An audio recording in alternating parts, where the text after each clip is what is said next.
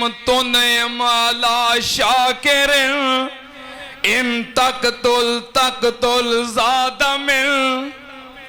कतल कर दोगे तुहाडे कतल कीते ने, पिछों मेरे भी बदला लैण वाले बथेरे ने, मैं कोई लवारस नहीं। जे एहसान करके छड़ दोगे चौधरी आदमियां खानदानी बंदा वा, तुहाडा एहसान मंद रवांगा। आपने फरमाया यार। फिर तीसरे दिन आए, टाइम कितना के हाँ बाबे समसाम ने फिर बड़ी प्यारी तर्जुमानी की है। किथे भाई अबू सुफियान पिछले जिमें फोन कर करके मैनू आखे बाबे समसाम के शेर सुनिया बड़े दिन हो गए ने, जरा रज के सुना दिओ। तो जिमें वाले दिन कहने लगे मैं कहता ना शेर सुना दिओ, तुसीं आए ही नहीं, शेरां दे बजाय तो कुछ भी नहीं सुनाया। तो इस जिमें फिर चलो मैं क्या उन्होंने मुहब्बत पूरी करते हैं। नबी पाक सल्लल्लाहु अलैहि वसल्लम फिर आए ते बाबे समसाम ने बड़ी प्यारी तर्जुमानी की है। तीसरे रोज सरवर बहिंदे आ कोल ने, किवें समामा तेरे कौड़े जे बोलने, उतां ते वेख कीतियां अखीं अनभोल ने। ए शहर मदीना जिथे रहमत गफ्फार दी झोंक हबीब वाली, सीने नू ठार दी झोंक हबीब वाली। कहंदा है समामा जेड़ा शहर मदीना है, सुना जा नाम मेरा सड़ जांदा सीना है। नाम तेरे थी मैनू डाडा ही कीना है, शक्ल ना भावे तेरी काल जा साड़ दी झोंक हबीब वाली, सीने नू ठार दी। जिद ओदी ते तरस आया सरकारां नू, खोल दे रस्से एदे हुक्म दिता यारां नू। जाके मिले अपने दोस्तां यारां नू, मारन सरदारा नहीं रस्म सरदार दी झोंक हबीब वाली। खोलिया सहाबा मिलिया इज़न शहाना सी, मक्के मदीने तो निकल मक्के वल रवाना सी। जांदा ए मक्के करदा दिलों शुकराना सी, पर मील अद्धे ते जिंद पकड़ खलार दी झोंक हबीब वाली। हुण ओथे ही खलो के दिल विच सोचां दौड़ावदा, दुश्मन ते इंज नहीं कोई रहम कमावदा। मैं करदा रहा सख्ती पर ओ नरमी दिखावदा, ए खुलक गवाही देंदा अहमद सुचियार दी झोंक हबीब वाली। मदीने निकले आए, बकी कब्रस्तान पार कीता है, अगे खजूरां दा बाग आया, उथे खलो गए आए, पानी पींदा है ते सोची पै गया है। मैं काबू आया सी, मैं बड़ा वड्डा दुश्मन सी, चाहते ते मैनू कतल कर देंदे, उन्हां ने मैनू कतल नहीं कीता। लगदा है अल्लाह दे सच्चे रसूल ने। उथों ही पिछा मुड़ पिया, मस्जिद नबवी दे दरवाजे च आके खड़ा हो गया। नबी पाक सल्लल्लाहु अलैहि वसल्लम बैठे ने, आप दे नाल ही आप दे सहाबा बैठे ने। सहाबा किथे बैठे सन? नाल ही। किथे बैठे सन? मस्जिद नबी दे कच्चे फर्श ते इमामे कायनात भी बैठे ने ते सहाबा भी नाल ही बैठे सन, बराबर ही बैठे सन। इत्थे आंदे ना पीरां दे बराबर नहीं बहना। हाँ, पीरां दे बराबर नहीं बहना, गुस्ताखी हो जाएगी। अच्छा जे पीर मंजी ते बैठा है, उनका असी पीढ़ियां ते बवांगे, ते जे पीर पीढ़ी ते बवे उनका असी सफ ते बवांगे। जे पीर सफ ते बवे उनका जमीन ते बवांगे। जे पीर जमीन ते बवे ਟੋਏ ਕੱਢ ਕੇ ਵਿੱਚ ਵੜ ਜਾਵਾਂਗੇ। ਮੈਂ ਕਿਹਾ ਅਸੀਂ ਉਤੋਂ ਮਿੱਟੀ ਪਾ ਦੇਵਾਂਗੇ। ਅਬ ਹੁਣ ਇਸ ਤੋਂ ਅੱਗੇ ਕਿੱਥੇ ਜਾਣਾ ਜੇ? ਅਸੀਂ ਕੰਮ ਖਤਮ ਕਰ ਦਿਆਂਗੇ ਹੈ। ਨਬੀ ਪਾਕ ਸੱਲੱਲਾਹੁ अलैहि वसल्लम मस्जिद नबवी च बैठे ने, सहाबा आपदे आगे खलो गए आए। नबी पाक ने वेखिया, आपने फरमाया किवें आया है? असीं ते तेरे हत्थां पैरां दे रस्से खोल दिते ने। कहन लगा महबूब जी हत्थां दे रस्से खोल दिते जे, पर दिल नूं जंदरे मार ले जे।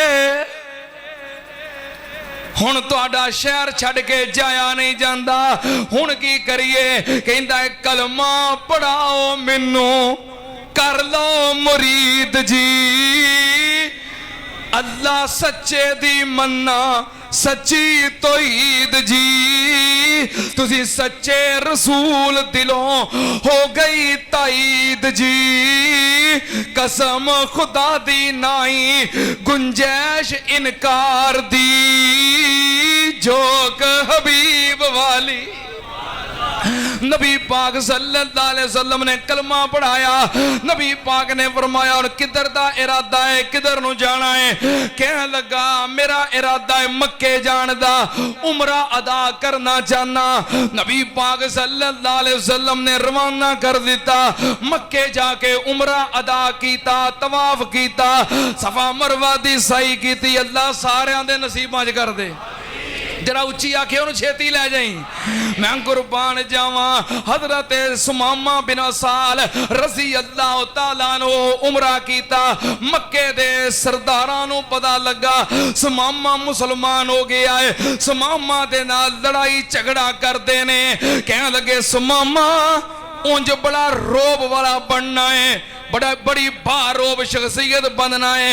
उंज कहना मेरा टौर बड़ा है, मैं बड़ा नवाब ते बड़ा वड्डा चौधरी हाँ। मदीने वालियां दे काबू आ गए हो, उन्हां फड़ के बन लिया ते डरदा कलमा पढ़ के मुसलमान हो गया है। ताने मारदे ने। कहने लगा मक्कियो सुन लो, मैं डरदिया कलमा नहीं पढ़िया। पहलों आजाद होया ते बाद विच गुलाम बनिया। मैं डरदिया कलमा नहीं पढ़िया। जब तक उन्हें बन के रखे आए मैं आकड़ के रहा वा। जो उन्होंने खोल दिता है मैं फिर गुलाम बनया। मक्के वाले ताने दिनों बाज नहीं आते। कह लगा जे एक गल है तुसी मेरे महबूब दे दुश्मन हो। हाय मेरे अल्लाह, कहते ने दोस्त दा दुश्मन, दोस्त दा दुश्मन दुश्मन हुंदा है। दोस्त दा दुश्मन दुश्मन हुंदा है। जे तुसी मेरे महबूब दे दुश्मन हो फिर मेरे भी दुश्मन हो। मेरा ऐलान अज तो बाद यमन वालों कोई गल्ला कणक ते अनाज तुहाडे वल आ सकदा। जांदे यमन विच सुमामा बिन साल ने लॉकडाउन करवा दिता। जाते हैं हूँ ना गल्लां समझनियां समझानियां आसान हो गई ने। हाँ जाते लॉकडाउन करवा दिता, कोई शह नहीं जाएगी। जदों मक्के अनाज आना बंद हो गया, मक्के वाले भुखे मरन लग पे, फाके आ गए। रल मिल के मक्के दे सरदार यमन गए सुमामा दे कोल, मिन्नतां कीतियां। कह लगे सुमामा रब दा वास्ता है, साडे बच्चे भुखे मरते पे ने, औरतां भुखियां ने, फाके सदा ने, बच्चे चीखदे कुरलांदे ने, साडे ते तरस कर। सुमामा कह लगा हुण तानू कणक मिलेगी ते मेरे पैगंबर दियां जुतियां चों मिलेगी। चले जाओ। आगे आगे कह लगे हुण की करिए? इक्को ही शर्त है, उधरों आर्डर होएगा तो कणक मिलनी है। चलिए फिर उधर चलिए। एक विचों बड़ा चौधरी कह लगा केड़े बूथे नाल जाओगे?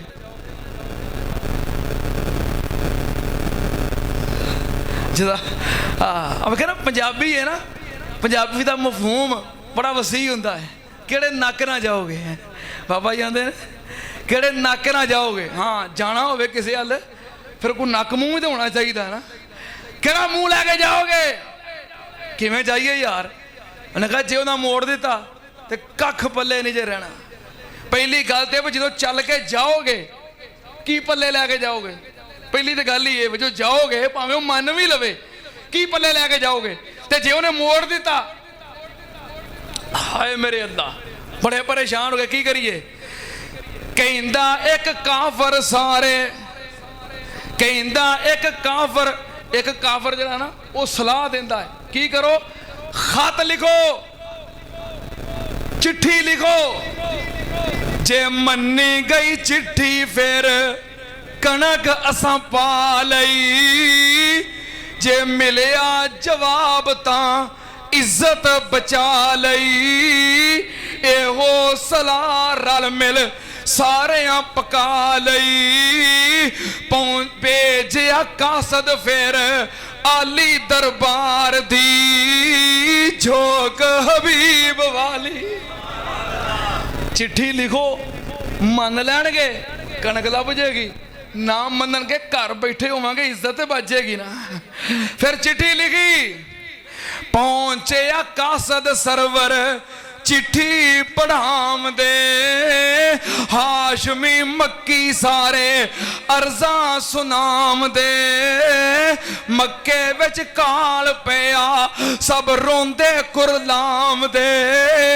रोक लई कणक मर्जी नजदी सरदार दी झोक हबीब वाली ते की लिखिया चिट्ठी विच नबी पाक सल्लल्लाहु अलैहि वसल्लम सुन रहे ने मक्के वालियां की लिखे आए दाद के तेरे भुखे देंदे दुहाइयां ने दाद के तेरे भुखे देंदे दुहाइयां ने सख्त तकलीफां बुढ़ियां ते बालां ने पाइयां ने फुफियां ते भैणां तेरियां चाचियां ते ताइयां ने रोमन तमाम भुख वल वल के मार दी झोक हबीब वाली रो रो के चिट्ठी सुनी रहबर जहान दे मक्की कुफारा